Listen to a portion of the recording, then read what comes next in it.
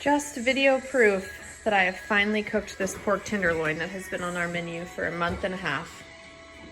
It's not been in the fridge for a month and a half, but it's been in the freezer for a month and a half, waiting to be made. Just proof that we have finally made it. Got the ingredients for our spicy turkey and green beans stir fry. We're gonna make a pot of brown rice. I actually already have it going over here in my rice cooker right now, bubbling away. And I'm using the rest of this bag of green beans. I used the other half of this bag for a chicken breast wrapped in bacon dish. It was super good. Next time we make it, I'll film it. I'm gonna use this lean turkey, a couple of garlic cloves, exciting because these are the only thing that I need to chop. Here are the sauce ingredients.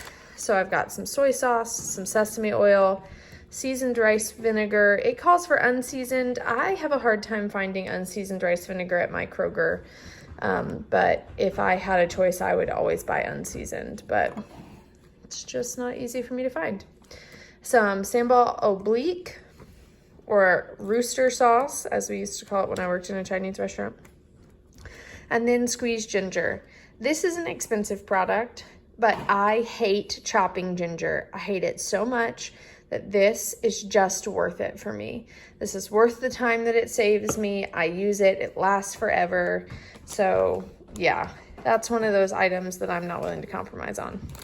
So this is the whole dish, everything the recipe calls for. I'm gonna attempt to make some type of extra sauce, like a topping sauce for my husband, just because the dish is a little bit on the drier side.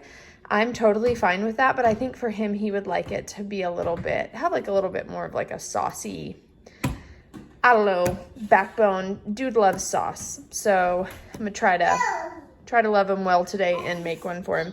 So I'm gonna do some type of sriracha mayonnaise. I could just do sriracha and mayo and it would be fine, but I think I'm gonna add some rice vinegar and I don't know, maybe taste it and see if it needs like mustard or lime juice or something else. We're gonna figure it out. So yeah, let's jump in and make this super easy, super quick, and really good for you stir fry. Before we get started, has anybody seen that meme that's like, toddlers are the most toxic? They'll go around all day terrorizing you, the dog, the furniture, and then at the end of the night, love on you like nothing ever happened. We have entered that stage. What are you doing?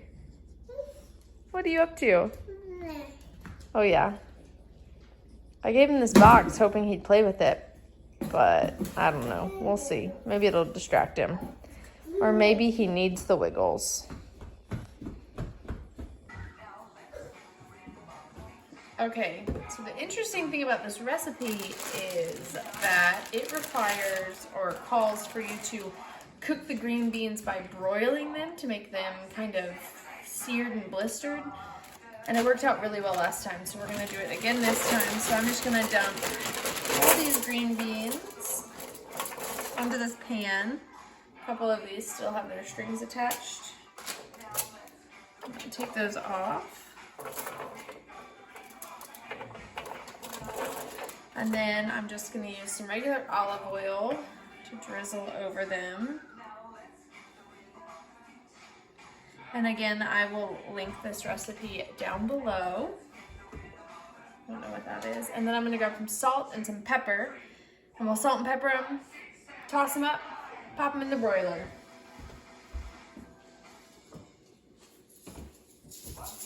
My handy dandy pepper grinder.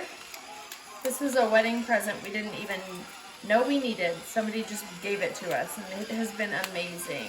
Especially when we make black pepper tofu, and it requires like 2 tablespoons of freshly ground black pepper.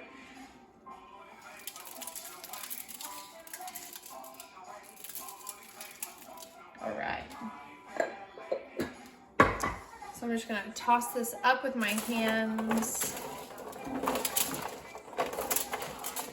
Lost a green bean into the crevice of my oven. Grates. Okay. Try to get them down into an even layer. All right, and then I'm gonna clean my hands and pop this underneath the broiler.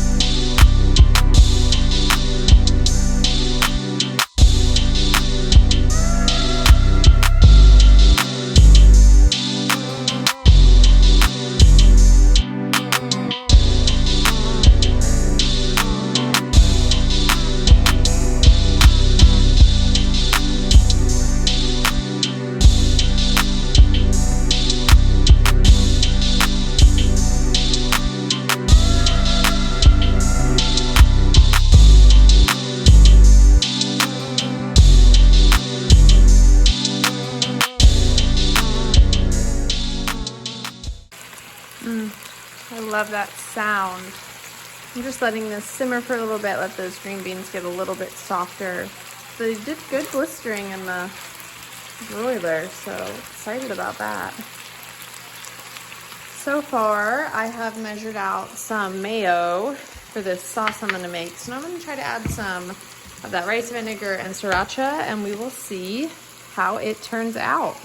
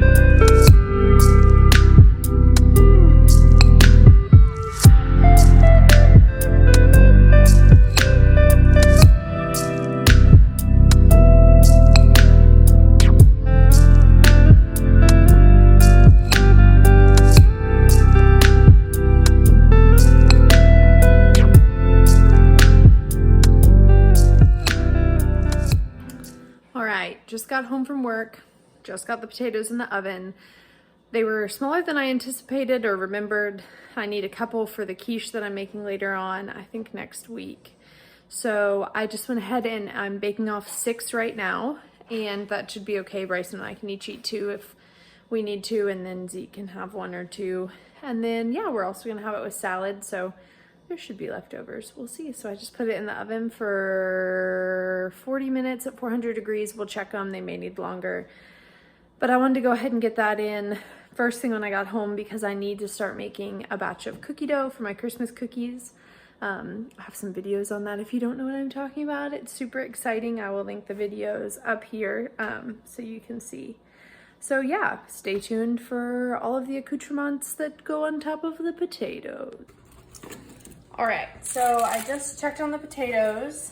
They'd gone for 40 minutes and they weren't done. So I went ahead and I put the oven up to 450 because that's the temperature that we cook our bacon on or at. So I've lined this sheet pan and I put it in my grate. So I'm gonna go ahead and get the bacon started also. And the potatoes and the bacon will probably be done around the same time.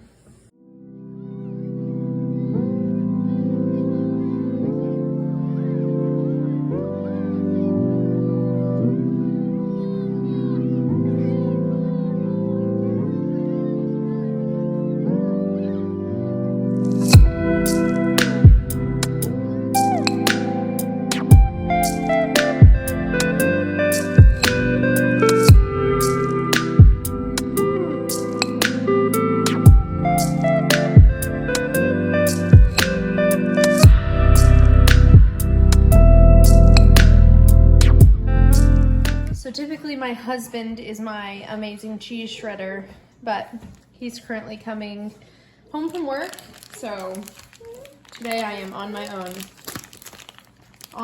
to do the dreaded task of shredding the cheese, but it's so much better. But at least I got this dude, this guy right here, helping me out. Mama? What's up, bud? Mama?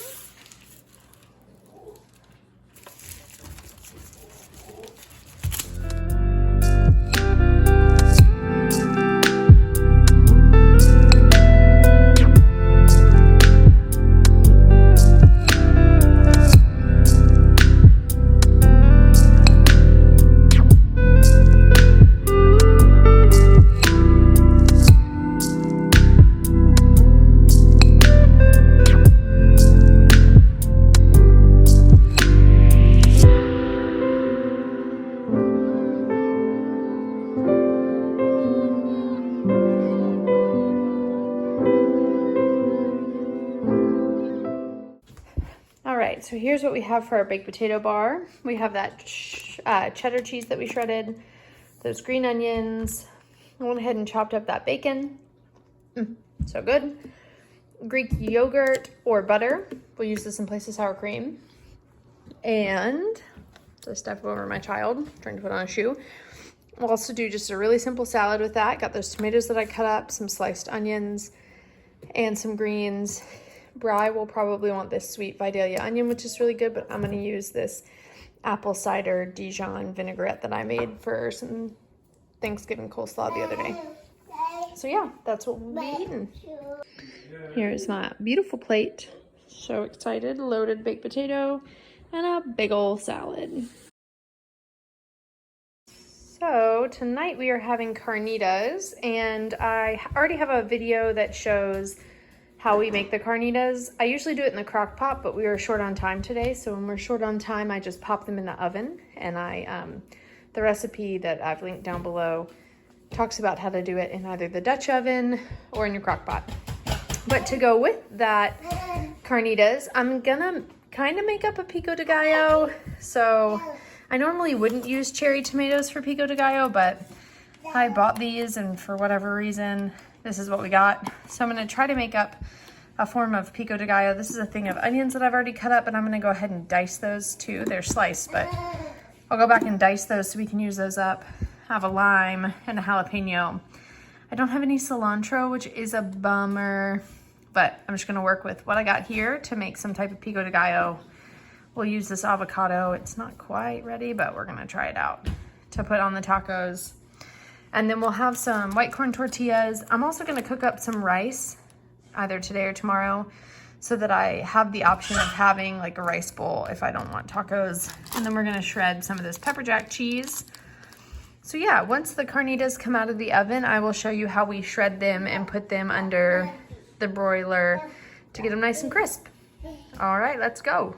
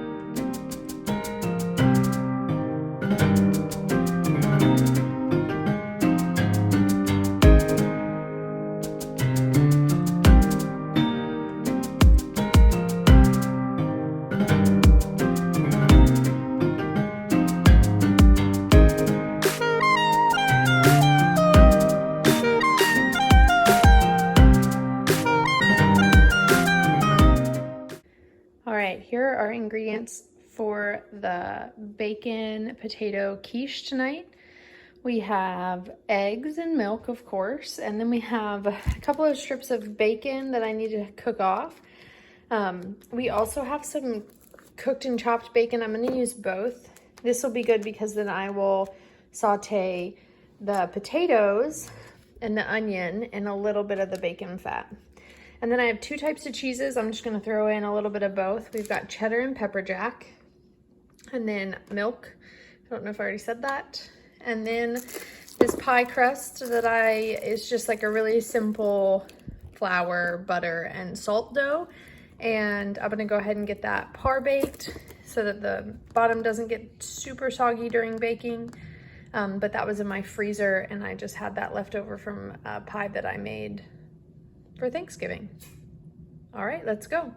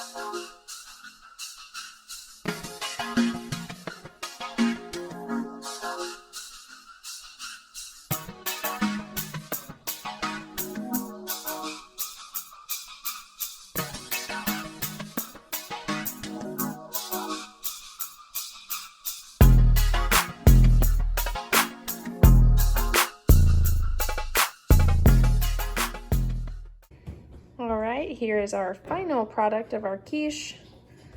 Crust looks good, quiche looks good. So we're gonna cut it up and we're gonna go for it.